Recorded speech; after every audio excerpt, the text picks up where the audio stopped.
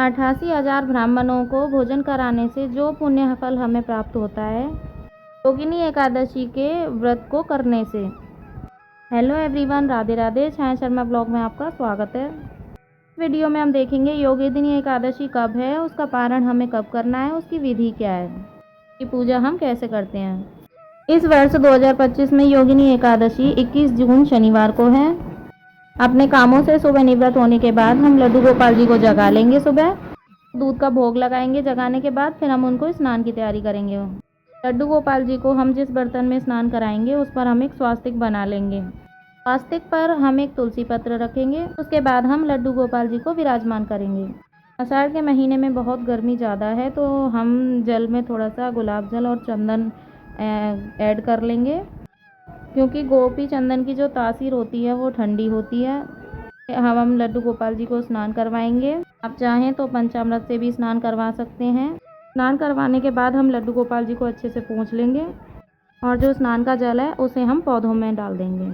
और अब हम लड्डू गोपाल जी का श्रृंगार करेंगे। हमने उनको वस्त्र पहना दिए हैं। लड्डू गोपाल जी के समीप एक गाय विराजमान करेंगे और दीप प्रज्वलित कर लेंगे।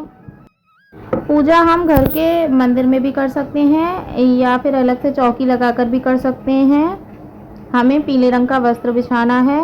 उसके बाद ठाकुर जी को आसन देंगे।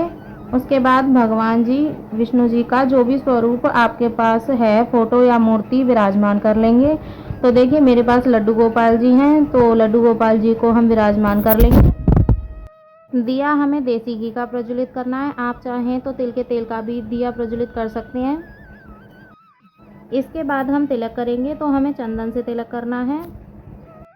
एकादशी पे पीले रंग का बहुत महत्व होता है, इसीलिए पीले चंदन से आप तिलक करें।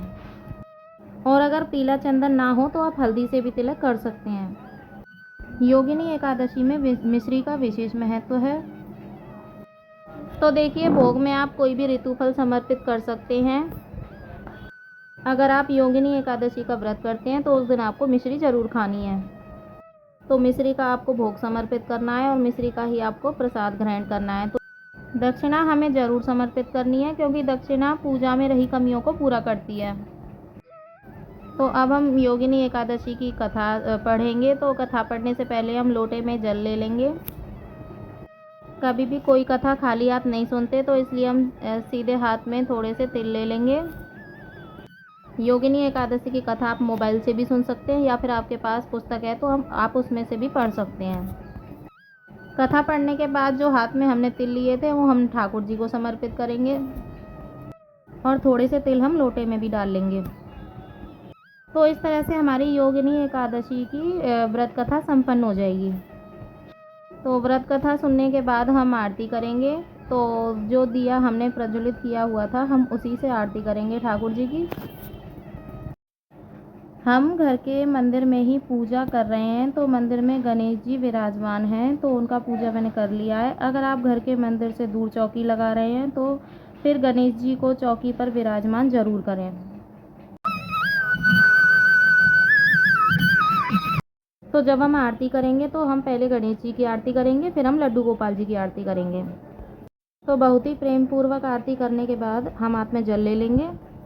उसके बाद हम हाथ में जल लेकर चौकी पे ऊपर से 3 बार वार लेंगे। उसके बाद हाथ जोड़कर पूजा में रही कमियों के लिए क्षमा याचना करेंगे और मेरे परिवार की मनोकामना पूर्ति के लिए भगवान से प्रार्थना करेंगे। उसके बाद जो जल का लोटा है उसे हम सूर्य भगवान को अर्घ दे देंगे और जो भी हमने भोग प्रसादी चढ़ाया है वो हम सारे सदस्यों में, घर के सारे परिवार के सदस्यों में प्रसाद स्वरूप ही बाँट देंगे। और जो दक्षिणा है वो हम किसी भी पंडित जी को दे सकते हैं या फिर किसी कन्या को भी हम दे सकते हैं। तो इस तरह से हमारी सुबह की पूजा पूर्ण हो जाएगी। शाम को हमें इसी चौकी पर पूजा करके दीपक जलाना है और जो भी हम भोग प्रसाद बनाएंगे वो ठाकुर जी को अर्पित करना है। और इसी तरह से हमारा योगिनी एकादशी का व्रत पूर्ण हो जाएगा।